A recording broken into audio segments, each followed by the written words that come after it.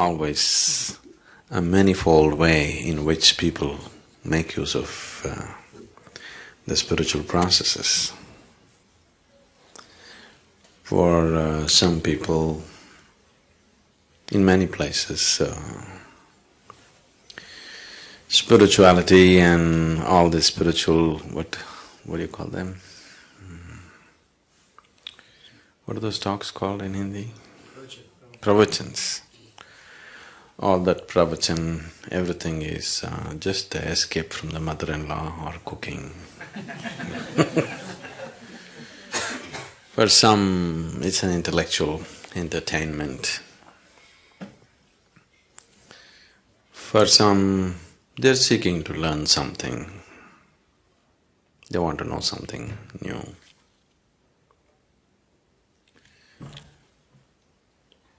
A few people are wanting to, bring about some changes in their life. They want to become a little more peaceful, a little more loving, a little more something else. Some change they want in their life. Some people are looking for transformation. You know the difference between change and transformation? Transformation means nothing of the old should remain. Change means improvement, self-improvement or transformation. Or some people just really wanting to get lost into it, dissolve into it. So there are many ways and people are approaching the same thing. It's… which is the best way? I wouldn't say which is the best way because according to each person's needs, that's how they seek. You can't prescribe the best way to anybody. Right now, generally the human nature is such that whatever they don't have, that's what they will seek. They don't have health, they're seeking health as if it's the ultimate thing. If they don't have money, they're seeking money as if it's the ultimate thing. If they don't have love, they're seeking love as if it's the ultimate thing. Whatever they don't have, that's what they're seeking. That reminds me, this happened when we were in Trichy. You know Trichy? Tiruchirappalli? It's a medium-sized town in Tamil Nadu. In high school, the teacher came and asked the students, 8th or 9th standard children, if God appears in front of you and gives you a boon, what will you ask? One boy said, those days, Maruti car. I want a Maruti car. Somebody said, I want a bicycle. Somebody said, I want, 10 lakh rupees. Like this they went on. Then the teacher said, you idiots, what will you do with all these things? Ask for intelligence. Ask for knowledge, ask for intelligence. Why are you asking for all these things? So one boy stood up and said, everybody asks for what they don't have.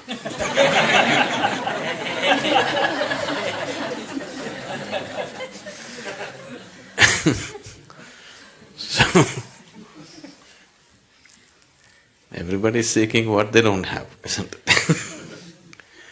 Now if you go by this, when a human being goes by this process of asking for what he doesn't have, then it's an endless process. Because what is it that you have? What you have is so little. If you go on asking for what you don't have, you need 1,000 years and still you will be nowhere. If you start seeking the next thing that you don't have, it's an endless process, self-defeating process, isn't it? It seems to be taking you somewhere, but it doesn't take you anywhere. So, what is this about? If you don't seek, if there is no seeking, you don't go anywhere, you know. Why would you go to any place if there's nothing to seek? Because that's the very basis of your activity, desiring and going after it, isn't it? The objects of desire may change and people may think one object is better than the other, but it's not so. Whether you're seeking money or home or intelligence or knowledge or God or this or that, desire is desire, you know. The object of desire just changes the directions of your destination, but doesn't change the process of life as such. And the essence of life is in its process, isn't it? Where you got in the end is not the point really. In many ways, right now, the essence of life is how you're experiencing it right now. So, one's quality of life, if we are changing or if you're wanting to experience life in a little better way or in a much better way, whatever, changing the objects of desire is not going to make so much of a difference. It's the way we handle the process which is going to make the difference. But even if life becomes very pleasant and beautiful experience, it has to happen for every human being. But even if it happens, still you will see there is something within you which doesn't want to settle for just joyful life either. You're very happy, and after some time, even that doesn't seem to be enough. Because happiness is missing, right now the whole life seems to be pursuit of happiness. If you're joyful, then you will see it's not enough. In fact, if you're very happy, you will do many more things than when you're unhappy. Isn't it so? Because now you're charged and now there's nothing pulling you back. You have all the enthusiasm to go about and do lots of things. So there is something that this life is longing for. It's not a desire, it's its destination. It is not something, a desire that you created or I created. It is just longing to go towards a certain destination. The only choice that we have is either to move towards this destination consciously or unconsciously. Anyway we are moving. Whether to go towards it consciously or unconsciously. If we are dragged towards something unconsciously, even if we are dragged towards heaven, we will suffer the dragging, isn't it? Yes? Now we grab you and we'll drag you out. You don't know where you're being dragged. You will suffer this. We will take you and put you on a beautiful beach. But that's later. But right now, all along from here to there, you are going to suffer it terribly, isn't it? So if you walk towards anything or if life drags you towards a certain direction and you are unconscious about it, you will suffer the process immensely. So if you look at it consciously, if you go towards it consciously, then the process becomes beautiful. That's all the choice we have really.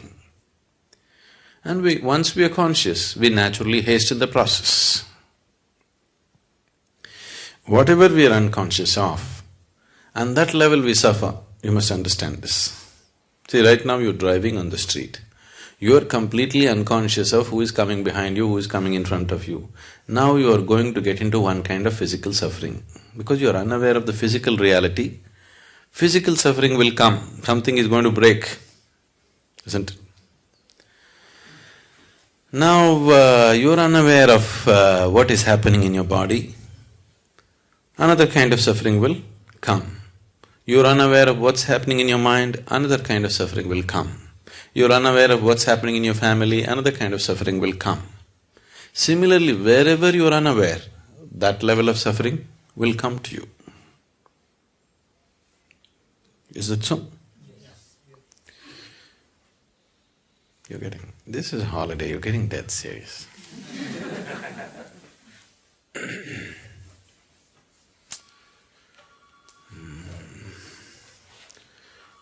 Once a pirate walked into the bar. The bartender knew him from long ago, he's seen him just the previous year and now he's come back after his expeditions. He looked at him and said, "Hey, what happened to you? You look terrible." The pirate said, "No, I'm just feeling just about fine." Then the bartender said, "But what happened to your leg? Why the wooden leg?"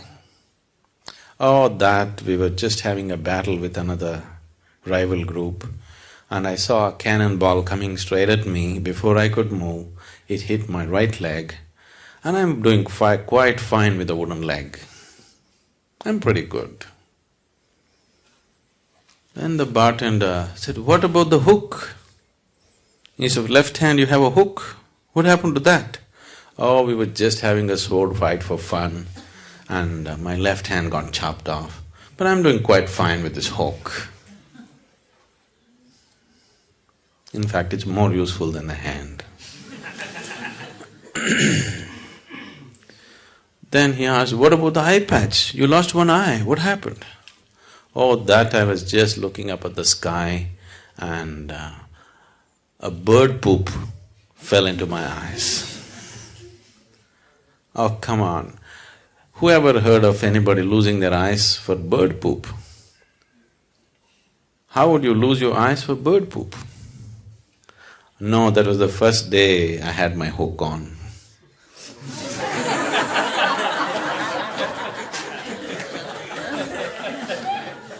Whatever you are unaware of, there you suffer, isn't it? There, that brings suffering to you. So,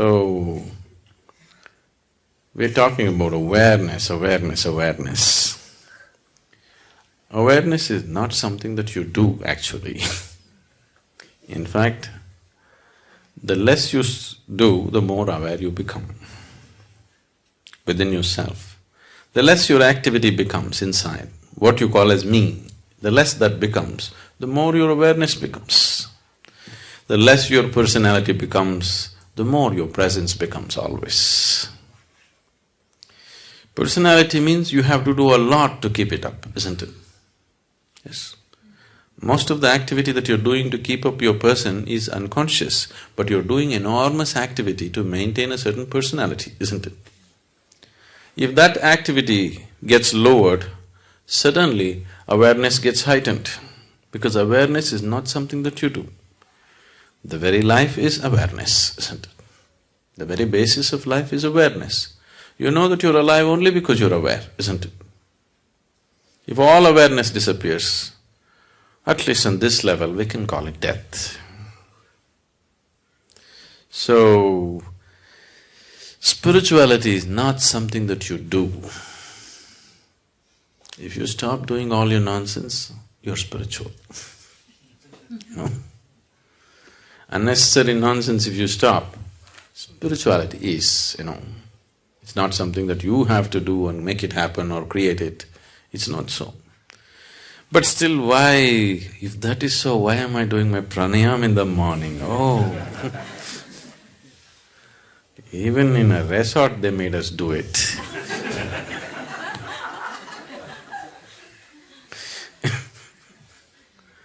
I'm sorry, the resort.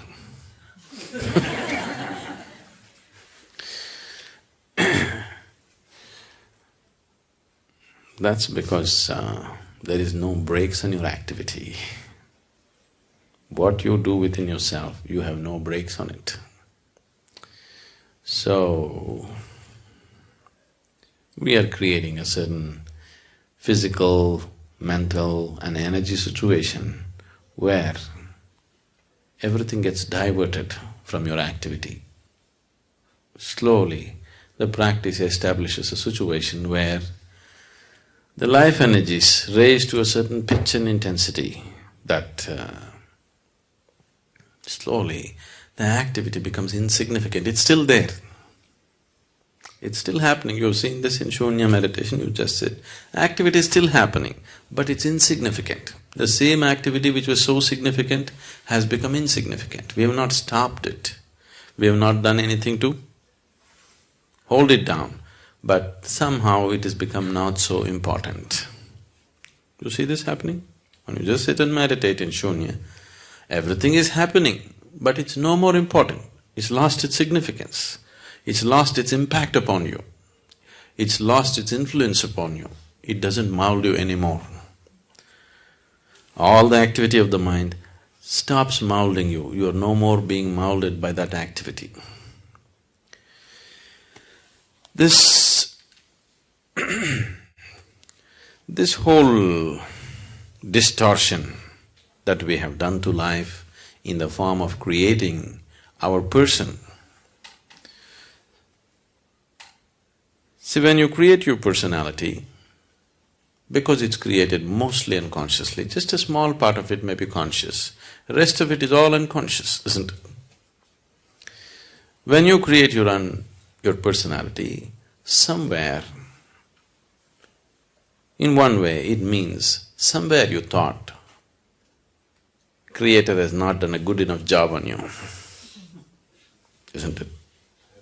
If it needs improvement, definitely He did not do a good enough job on you, isn't it so? So why would you feel that such a grand creation is not good enough? Something that's so enormous and fantastic is not good enough, why?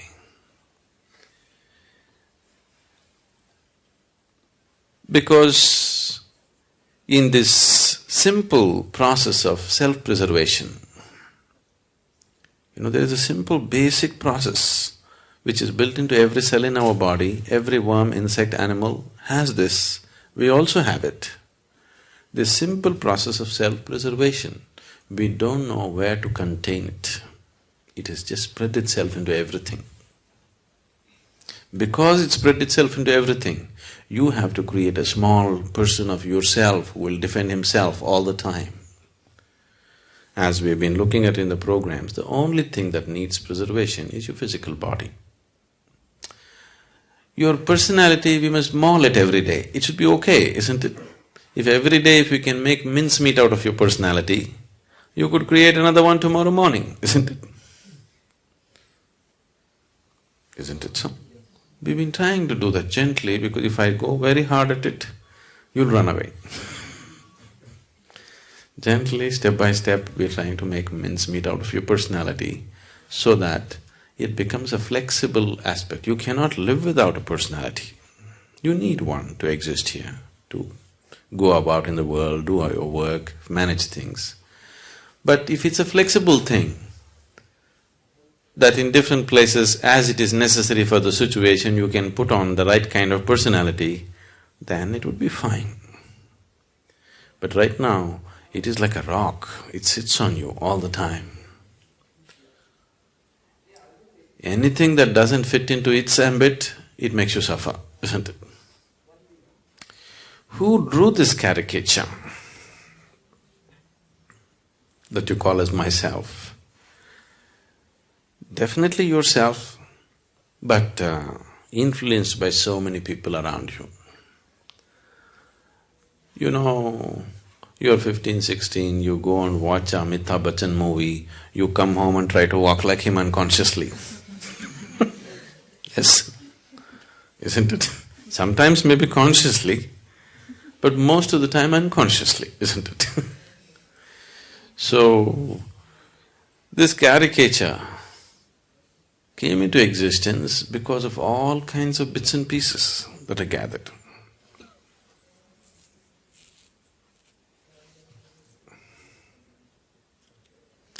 It happened when we were in school. There was a boy who was studying with me, who had an excellent hand, he could just sketch anybody with whatever kind of distortion he wanted. So, there was one very hated geography teacher.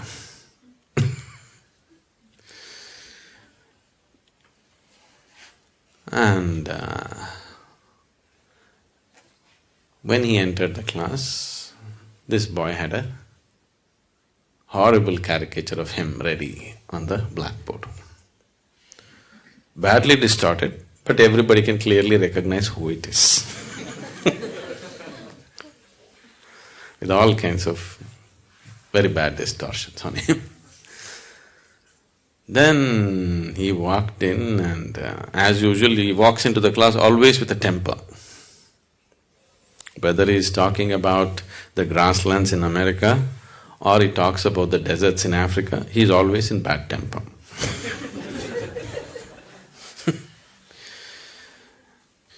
The moment he saw, he just…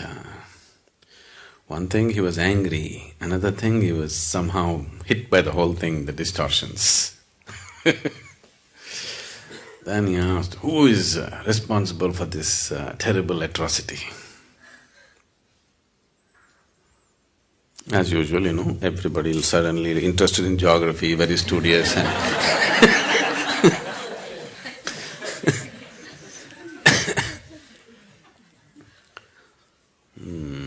Then he repeated again, who is responsible for this atrocity? He thinks it's an atrocity. We thought it was an appropriate thing. Then somebody made up their mind and stood up and said, we really don't know, but it should be his parents.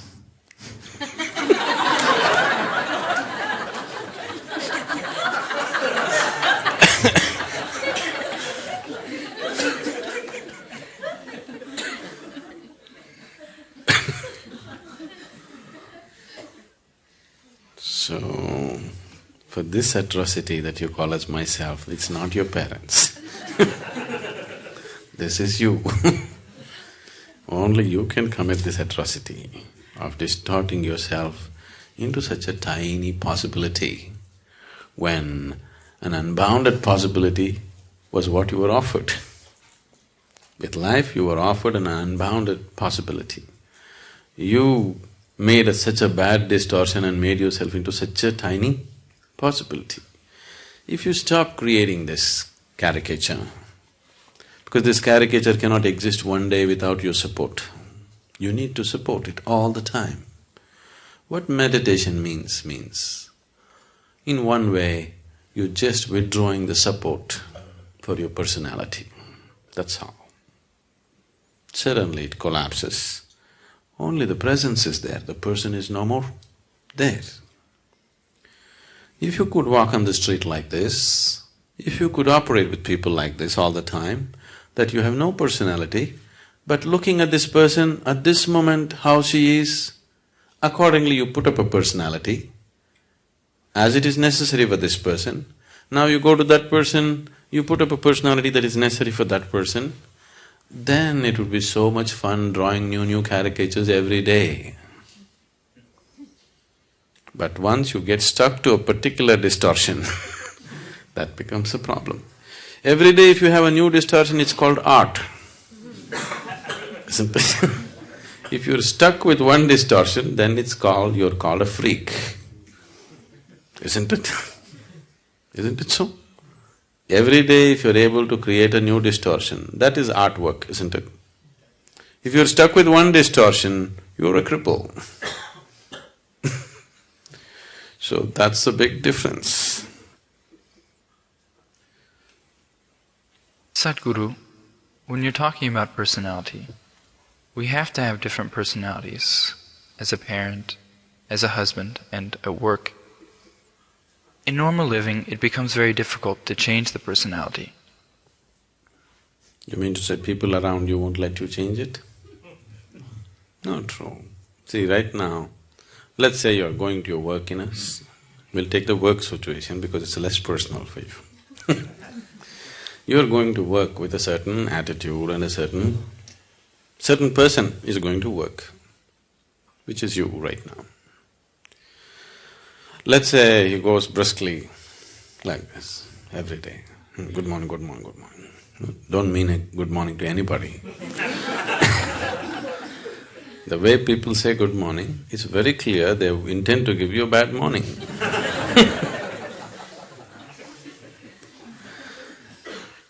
So, suppose you are going like this. Tomorrow morning, if you go, really say good morning to people and smile at them and maybe hold their hand and ask some personal question, talk to them and go in, maybe you'll waste 5–10 minutes going into your office. But if people around you are happy, you'll have a lot of extra time on your hands because they'll run around and do things better, isn't it? If you have people who are sitting there with a grouse, then, they will make your life miserable in so many ways. Not one way. You have to live with them, but these people have a grouse against you. They are going to make your life so bad, isn't it? Now, can I change my personality every day? Won't it confuse people? Not at all. They would enjoy you most. Isn't it so? And will it bring down your efficiency of work? Definitely not. It is not because of the compulsion of the situation you've gotten stuck with one personality. It is just that the whole construction of the personality has happened in unawareness. That's why you're stuck with one personality. Now you said, we have one kind of personality at home, another with children, another with work and outside. If you look at it, it may not be true. You may be functioning in different capacities. The requirement of how you function may be different, but still the basic personality may be same everywhere. The underlying personality is still the same.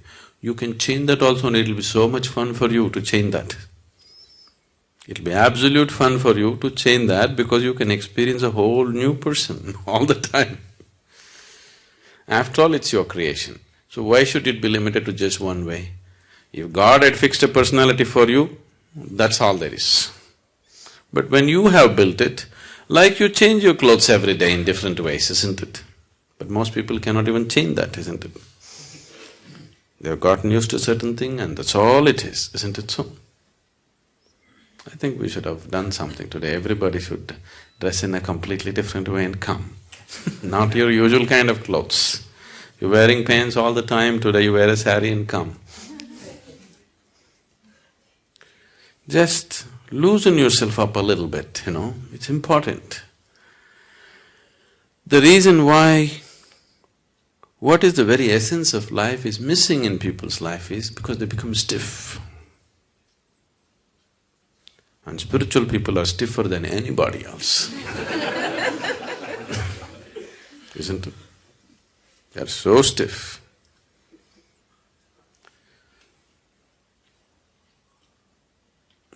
Still doesn't answer your question.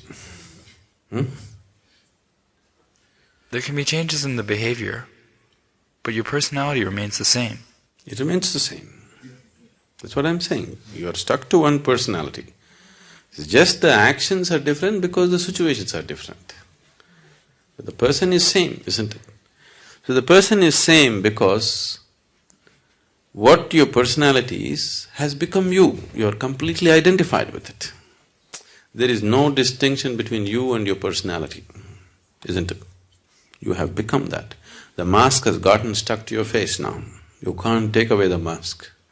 If this mask has to come off, we need something to loosen the glue which has gotten stuck to this. It is identity. So now we are creating various situations where your identity dissolves in a certain way. Meditation or any kind of yoga practice, whatever is, just to loosen the identities so that there's a little more flexibility about it. Maybe the whole of it has not come off, but at least you can adjust it a little bit.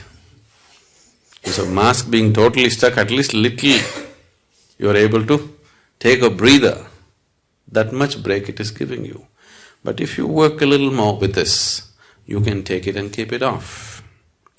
Now, people, when they come to advanced programs, 3 days or 7 days they're in samyama or bhavaspandana, the person that you are, you'll just simply forget who you are. You don't know who you are.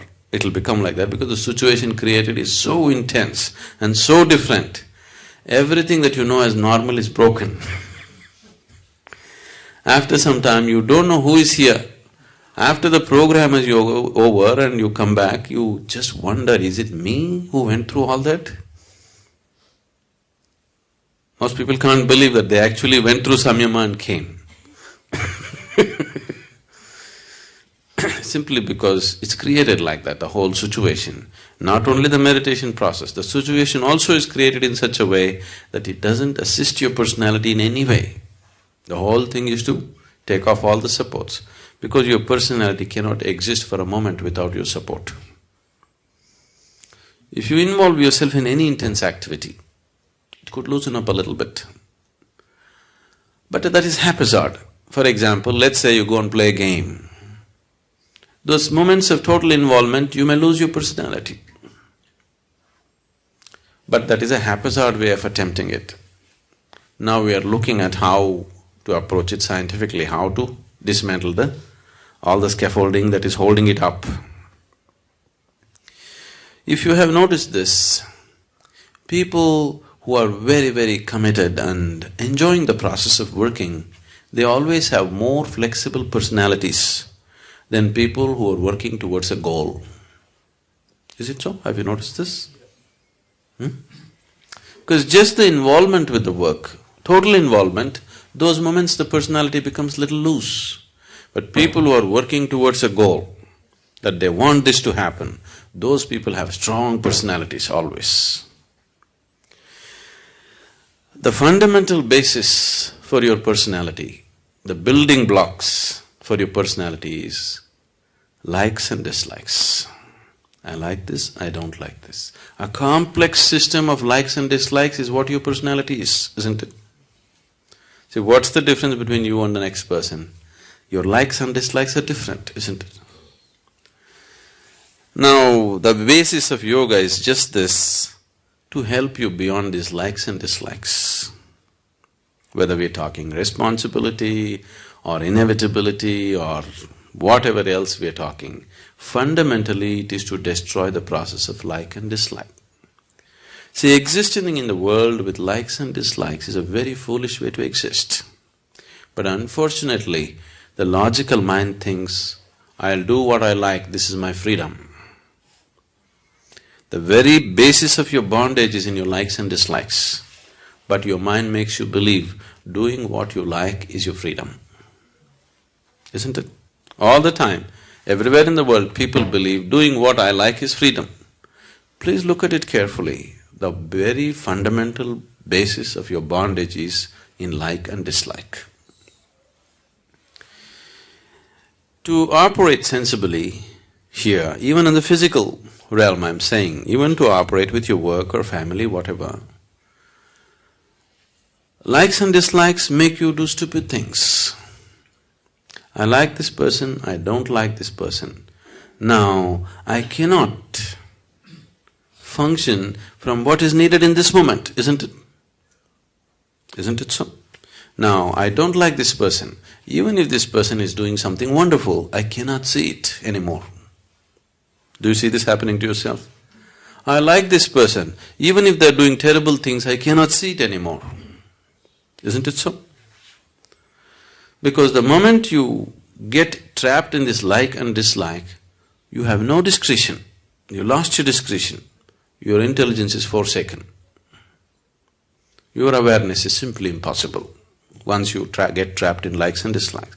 The moment you say, I like this, getting identified with it is very normal. It's a natural process. You don't have to say, I'm going to identify with this light bulb. If you just say, I like this light bulb, you get identified with it. The process will just happen. See, life is set up in such a way for you so that life happens automatically. You just have to sit here and enjoy the bounty of life. But now the problem is, we are setting this forth in a wrong direction, so it is creating suffering. Suppose if it was all in your hands, you have to like it, you have to get involved with it, everything is yours. It would be a terrible effort to live, isn't it? Now it's all set up well, the whole software is so well set up. If you just say, I like this, getting involved in it, dreaming about it, this, that, everything just happens by itself, isn't it? Everything that is necessary to take you in that direction just happens, isn't it so? So, this is just life assisting you. But It has no discretion. If you like hell, it'll take you to hell. It happened once.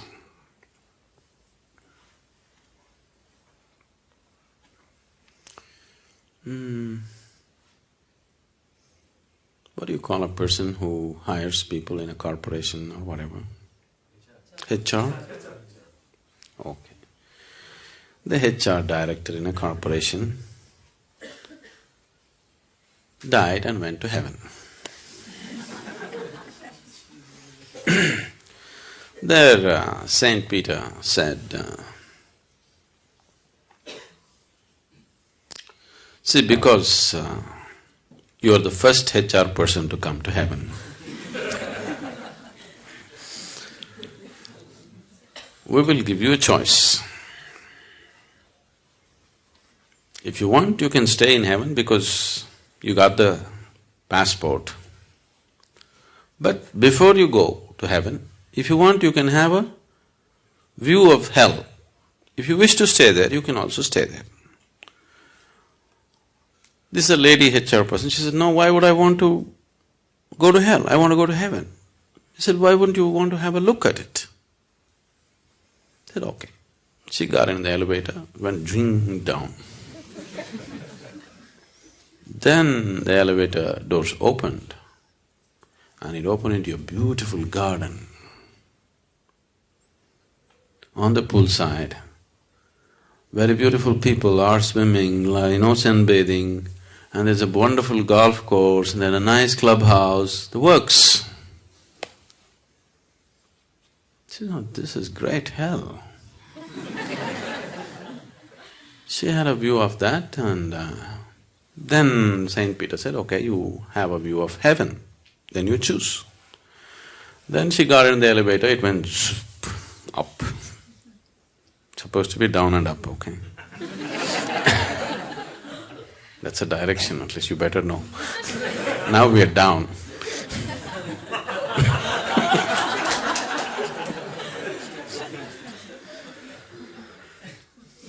So, there they opened the doors, and then she saw lots of clouds, people just floating in the clouds, playing harp and She said, okay, this is also fine, but I think I'll go to hell. All my friends are there, this golf, I'll go. So they put her in the elevator, she just went down, and again the doors opened. It was a harsh desert. Everybody all dried up without food, in terrible condition, everything. She said, what is this?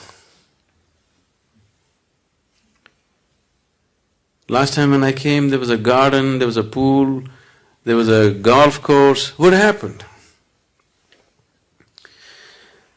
So they said, that was just the first day, Now you're staff.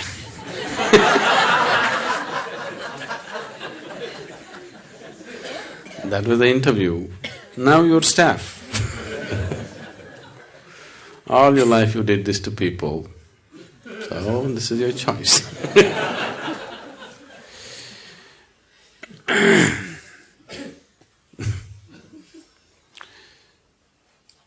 Your personality. I don't know, if you're working in places, at least if you're HR, is there anybody HR? Oh. Especially if you're HR, maybe, you also. You're supposed to size up a person, Somebody new walks into your office, you're supposed to size them up, where they will fit into this whole machine of an organization. So, if you're willing to look, people's personalities are always hanging out, They need not say anything, they need not do anything. If you just look at them properly, the very way they stand, sit, you don't need any great yogic intuition. Simply a simple observation of a person, the very way they stand, the way they hold their hands, the way they smile, the way they do things, their personality is just hanging out of them. So it's so obvious to everybody except to yourself, you know. That's the whole thing. Do what you don't do.